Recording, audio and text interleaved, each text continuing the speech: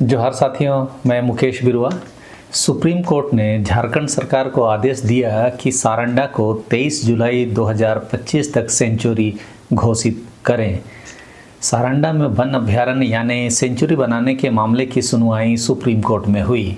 Century बनाने की प्रक्रिया को लंबित करने के मामले में झारखंड के वन, पर्यावरण एवं जलवायु परिवर्तन विभाग के सचिव अबूबकर सिद्दीकी को सुप्रीम कोर्ट में माफ़ी मांगनी पड़ी। सुप्रीम कोर्ट ने सचिव को अदालत के आदेश का पालन करते हुए 23 जुलाई 2025 तक सारंडा को सेंचुरी घोषित कर सूचित करने का निर्देश दिया है। इससे पहले 16 अप्रैल 2025 को भी मामले की सुनवाई हुई थी। इसमें भी सचिव व्यक्तिगत रूप से अदालत में उपस्थित हुए थे। उस दिन अदालत ने कहा था कि राष्ट्रीय हरित अधिकरण यानी कि एनजीटी के आदेश का पालन राज्य सरकार ने नहीं किया। सुप्रीम कोर्ट ने इस मामले में राज्य सरकार को हलफनामा दायर करने का निर्देश दिया था। वन विभाग ने शपथ पत्र में बताया था कि 20 नवंबर 2024 को मुख्य वन्यजीव वार्डन से सारंडा वन्यजीव अभयारण्य और ससंगदा अबरू को संरक्षित कर सेंचुरी घोषित करने का प्रस्ताव आया था। इस प्रस्ताव को 23 मार्च 2025 को पीसीसीएफ के पास टिप्पणी के लिए भेजा गया। अदालत ने लिखा है कि प्रथम दृष्टया लगता है कि राज्य सरकार एक प्राधिकरण से दूसरे प्राधिकरण को फाइलें भेजकर मामले में अनावश्यक रूप से देरी कर रही है। न्यायालय ने कहा कि फाइल को पुनः प्रधान मुख्य संरक्षक को पुनर्विचार के लिए भेजने का औचित्य समझ में नहीं आता। इस कारण न्यायालय ने विभागीय सचिव को व्यक्तिगत रूप से उपस्थित होने का निर्देश दिया था। 24 अप्रैल को सुनवाई के दौरान दायर हलफनामे में अबूबकर सिद्दीकी ने बिना शर्त माफ़ी मांगी थी। हलफनामे में कहा कि राज्य सरकार ने 31,468.25 हेक्टेयर के मूल प्रस्ताव के स्थान पर 57,519.41 हेक्टेयर क्षेत्र को वन्यजीव अभयारण्य के रूप में अधिसूचित करने का प्रस्ताव किया है। मतलब पहले जो प्रस्ताव था उससे भी ज़्यादा। यह मामला पर्यावरणविद डॉक्टर आर.के. सिंह द्वारा दायर याचिका पर आधारित है, जिसमें उन्होंने झारखंड सरकार और केंद्रीय पर्यावरण मंत्रालय पर सारंडा पर्यावरण को इको सेंसिटिव जोन घोषित न करने का आरोप लगाया है। सारंडा, जो एशिया का सबसे बड़ा साल वन क्षेत्र माना जाता है, 31,468.25 हेक्टेयर में फैला हुआ है और इसमें 126 रिजर्व और संरक्षित वनखंड शामिल हैं। यह 1968 में अधिसूचित किया गया था और 1976-77 से 1995-96 तक की वन कार्य योजना में इसका उल्लेख है। इसमें थालकोबाद, करमपदा, कोडालीबाद, तागुड़ा, करुजगदबुरु, समता और तिरिलपोसी के वन क्षेत्र शामिल हैं। भारतीय वन्यजीव संस्थान द्वारा 2016 में किए गए अध्ययन में पाया गया कि सारंडा वन में पौधों की प्रजातियां पहले 300 से ज़्यादा हुआ करती थी, जो घटकर अभी 87 रह गई है। वे एक भी हाथी नहीं देख पाए, जबकि 2010 की जनगणना में 253 हाथी दर्ज किए गए थे। इसका एक कारण यह भी है कि अधिकतर हाथी आजकल आदिवासी गाँवों की ओर खाने की तलाश में आ रहे हैं, जिस कारण जंगल के बीहड़ इलाके में नहीं मिलते। वैसे भी बीहड़ जंगल अब बचे कहाँ हैं, सब तो खनन के लिए मैदान बना दिए गए हैं।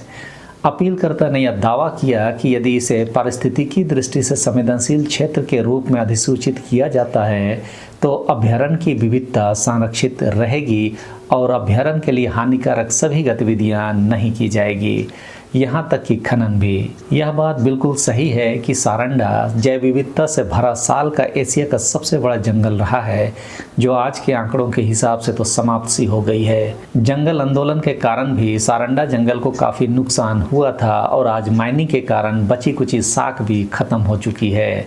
ऐसा लगता तो नहीं कि यहाँ से वापस सारंडा की समृद्ध जैव विविधता को वापस बहाल किया जा सकता है, लेकिन कानून के दायरे में यदि कोई भी संभावना है तो उसे भी एक्सप्लोर कर लेना चाहिए, इसमें कोई दो राय नहीं। एनजीटी की पूर्वी जोन पीठ ने इस मामले में केंद्र और राज्य सरकार से स्पष्टीकरण मांगा है कि सुप्रीम कोर्ट के 2011 के निर्देशों के बावजूद इसे इको सेंसिटिव जोन क्यों नहीं घोषित किया गया।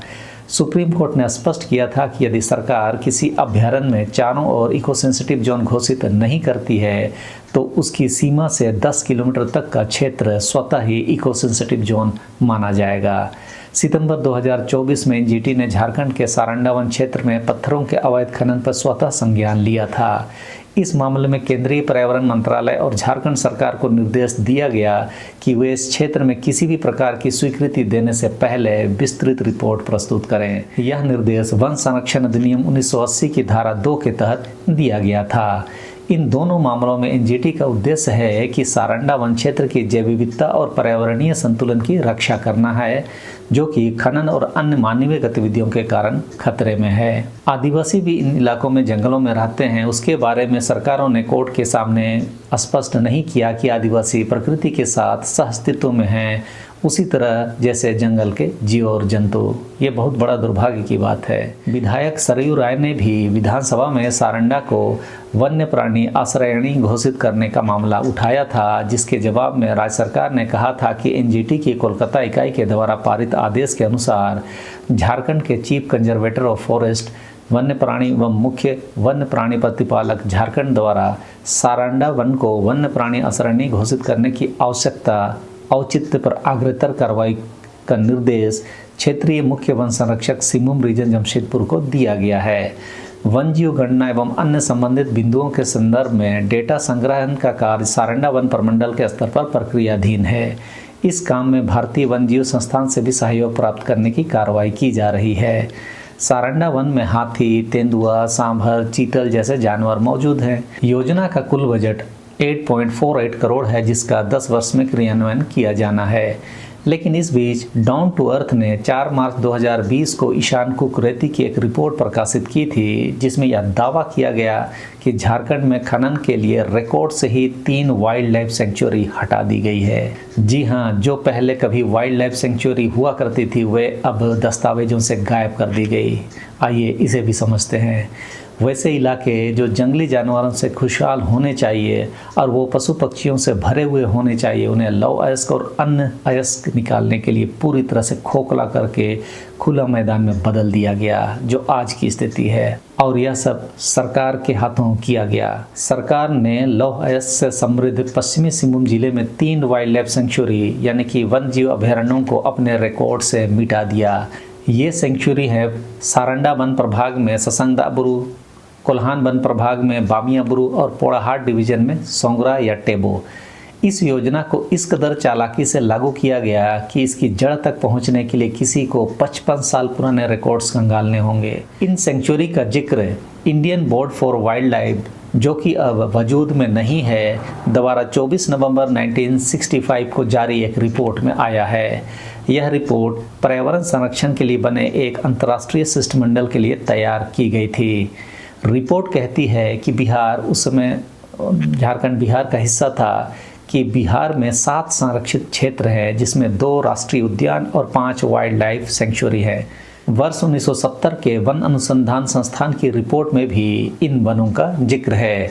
लेखक पी वेंकट स्वामी ने अपनी किताब में कहा है कि सोंगरा अभयारण्य को 1932 में बनाया गया था और बाकी 2 को वर्ष 1936 में बनाया गया। इन दोनों सेंचुरी को वन जीव संरक्षण कानून 1972 के लागू होने के बाद से विलोपित कर दिया गया।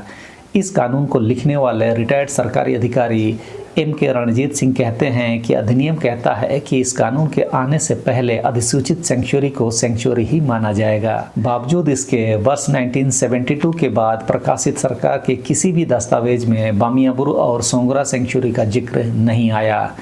इन सेंचुरी के बारे में जानकारी इतनी कम है कि जानकार भी इसके स्थान का ठीक अंदाजा नहीं लगा पा रहे हैं। रणजीत सिंह कहते हैं कि अगर वे सेंचुरी वहां नहीं है तो इसका सीधा मतलब है कि उन्हें जानबूझकर गायब किया गया है। तीसरी सेंचुरी ससंगदाबुरु का जिक्र सारंडा वन क्षेत्र के कार्य योजना में वर्ष 1976-77 से 1995-96 में आया था। इसमें कहा गया कि सारंडा और ससंगदा एक गेम सेंचुरी है और 314 वर्ग किलोमीटर में फैला हुआ है। गेम सेंचुरी का मतलब वो जगह जहां जंगली जीव आरक्षित रह सके और खेल की तरह शिकार कर सकें। यह कार्य योजना कहती है कि सेंचुरी को फरवरी 1968 में अधिसूचित किया गया और इसमें थोलकोबाद का 10,244 हेक्टेयर, करमपदा का 4,444 हेक्टेयर, कोडलीबाद का 2,224 हेक्टेयर, तागुड़ा का 56 हेक्टेयर, कारूजगदबुरु का 34 हेक्टेयर, समता का 4,907 हेक्टेयर और तिरिलपोसी का 9,586 हेक्टेयर वन क्षेत्र शामिल है। झारखंड के तत्कालीन प्रधान मुख्य संरक्षक शशिनंद कुलियार कहते हैं कि वे दस्तावेजों के आधार पर तीनों सेंचुरी को खोजने की कोशिश कुछ वर्ष पहले कर चुके हैं, लेकिन नाकामी हाथ लगी। जंगलों पर कानूनी अभियान चलाने वाले आर.के. सिंह मानते हैं कि 1996 के बाद सारंडा के दस्तावेजों को आगे जारी नहीं रखा गया, क्योंकि वर्ष 2000 के आसपास स्टील अथॉरिटी ऑफ इंडिया यानी कि सेल सहित कई का लीज बढ़ाने का समय आ गया था। करमपदा जहां अभ्यारण्य होना था, वहां 879 हेक्टेयर में लोएस के लिए सेल ने खदान खोल दिया, जिससे वो पूरा इलाका खोखला हो गया। अब वह इलाका खुशहाल जंगल के बजाय लाल मिट्टी के गंदे नालों के जंगल की तरह दिख रहा है। ऐतिहासिक रूप से सारंडा के खदान बोकारो और राउरकेला जैसे इस्पात नगरियों के लिए स्टील देता है। सरकार ने स्टील उत्पादन को लगातार बढ़ाया, जिससे जंगल को काफ़ी क्षति हुई। खनन की वजह से सिंहभूम जिले में 2001 से 2019 के बीच वन 3366 वर्ग किलोमीटर से घटकर 361 वर्ग किलोमीटर ही रह गया। बाप रे, यह तो बहुत ही भयानक आंकड़ा है। यानी कि बचा ही क्या। वास्तव में कानून से बचने के लिए ही गायब कर दिए गए जंगल। विशेषज्ञ मानते हैं कि अगर यह इलाका रिकॉर्ड में अभ्यारण्य रहता तो खनन की अनुमति मिलना मुश्किल था। 14 फरवरी 2000 को सुप्रीम कोर्ट में टी.एन. गोदावरमन केस में कहा गया था कि अभ्यारण्य में पड़ा एक पत्ता या घास का टुकड़ा भी नहीं खोदा जा सकता। 4 अगस्त 2006 को अदालत ने कहा था कि सेंचुरी के 1 किलोमीटर के दायरे में खनन नहीं किया जा सकता। 4 दिसंबर 2006 में कोर्ट ने कहा था कि अभ्यारण्य के 10 किलोमीटर के दायरे में आने वाले प्रोजेक्ट की national board of wild life से अनुमति लेनी होगी। सिंह कहते हैं कि इन आदेशों की तरफ देखें तो अभी के सभी खदान गैर कानूनी हैं। बाकी जो है सो है, आप भी सोचिए कि क्या ही किया जाए। सबों को धन्यवाद। जोहार।